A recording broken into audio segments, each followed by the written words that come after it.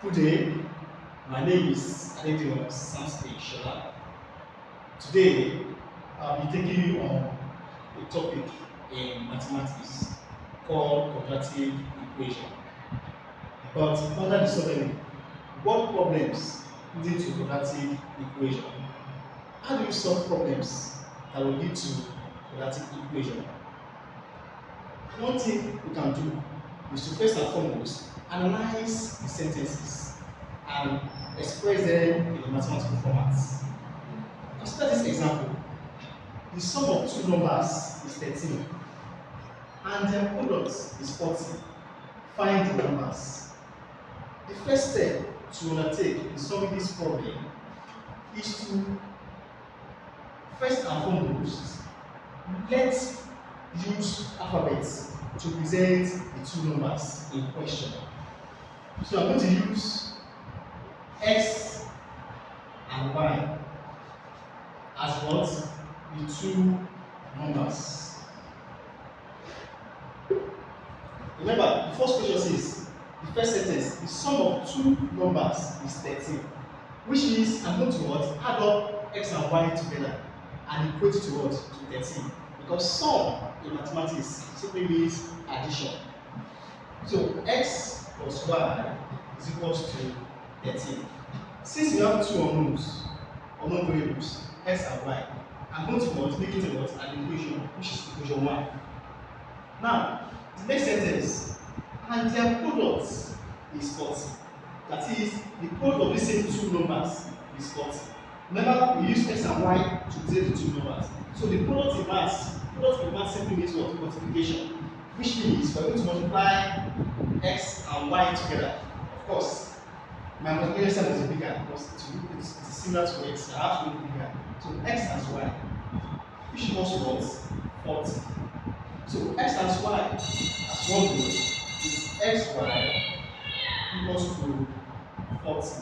So this is my what? Equation 2. Now, these two equations, we can infer that they can be likened to simultaneous equations. But then, how do we solve these equations to obtain our x and y value?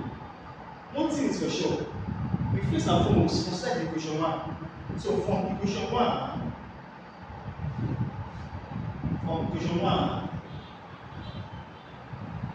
we are going to make x a change of cellular formula, which means x is equals to 13 minus y. And after all, we are going to substitute the value of x in equation 2 respectively. So from equation 2 to which equation we are solving, it's more or less like what? We are using substitution method to solve this. So substitute for what? Substitute for x in equation what? I mean equation 2. In equation 2, because this is from equation 1 we obtain our x, which is changed to the formula. So invariably, we are going to substitute the value of x in equation 2 to obtain y. Now, this is equation 2, which remember I see x in this equation 2. We are going to replace it with what? With 13 minus y. So 13 minus y into brackets and y, close brackets and y equals what? Equals to 40. So we are going to expand these brackets here. So by expansion, we are going to obtain 13y, that is 13 times y, 13y minus y times y squared equals 40. Now, when we look at this expression, we can conclude that this is a quadratic expression. Why is that so? Because this y has a power of 2. So any equation that has a power that has any unknown variable as power of 2 can be termed what? Quadratic equation. So I'm going to arrange this equation now in a neat and regular manner. So from this, we can conclude that we can first and foremost interchange this equation. 40 will come to the left hand side of the equation, then put by what? 13y minus y squared to the what? On the right hand side of the equation. So 40 minus 13y, this minus y squared, if you transfer it to the other side of the equation, becomes what? Plus the sign changes to opposite sign, which is plus. So plus y squared equals 0. This is applying to what? A quadratic equation. So how do you solve quadratic equation? Normally, there are four methods of solving this quadratic equation. There are factorization method, complete square method, formula method, and graphical method. But we are going to use the simplest method, which is factorization method to solve this. So how do you use factorization method to solve this quadratic equation? First and foremost, consider the last number here and the unit of y squared.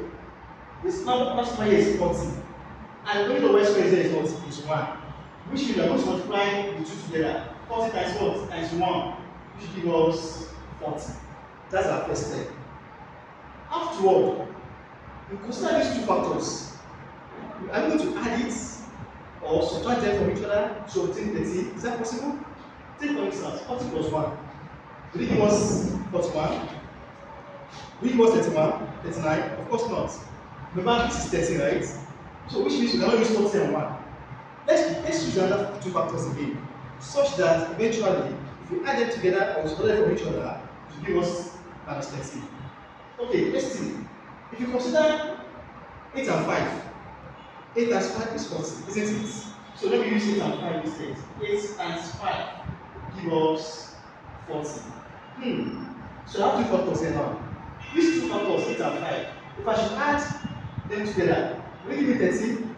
Yes, of course, because 8 plus 5 is 13. But there's a problem. We have minus 13. So how do I transform these two factors to give me minus 13? Very easy. So I will either say minus 8 minus 5, which equals what? Minus 13. You can see. So we are using 8 and 5 as our two factors. But remember, there's a y variable beside this 13 there, which means that all I need to do is what? To reduce my y variable. So my y here and my y here, which means minus 8y minus 5y equals what? Minus 13y, which is the same thing as this.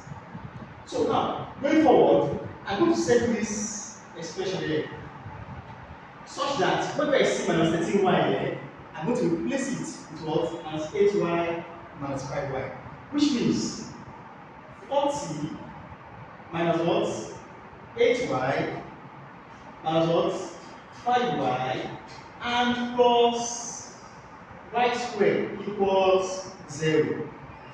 Have we done this? I'm going to collect like terms. That is, what is common between 40 and 8y? And afterward, what is common between 5y and y squared?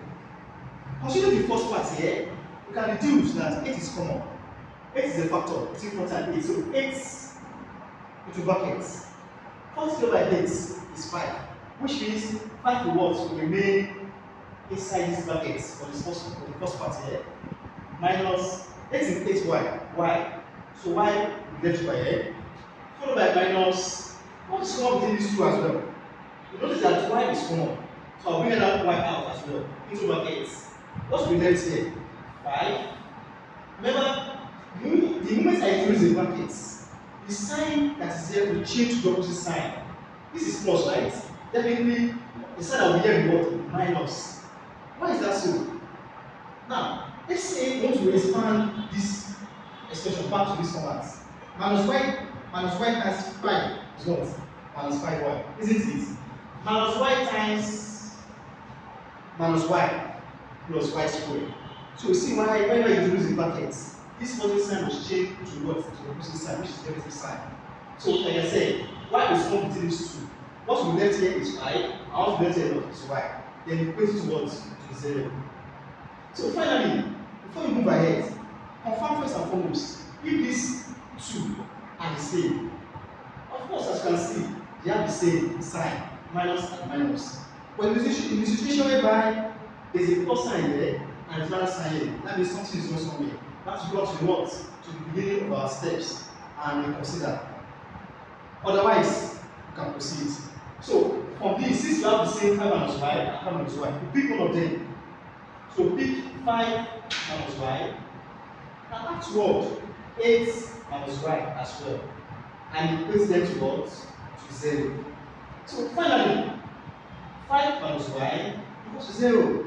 Or 8 minus y equals to 0 as well.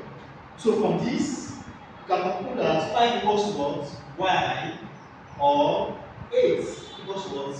Y as well. So normally in mathematics, this is not proper to say 5 equals to y. You have to interchange. How do I mean? Y equals to 5 or y equals to what? 8. This makes a whole lot of sense. Yes, because y equals to 5 or y equals to 8. Which means our two numbers in question are what? 5 and 8. Since it is a more problem, we have to conclude by saying that the two numbers are 5 and 8. So that's how you solve one problem using quadratic equation. So thank you for today. Thank you for your participation. I would like you to also click my link on the YouTube video to see further topics in mathematics and see how we make maths in simplicity. Thank you once again.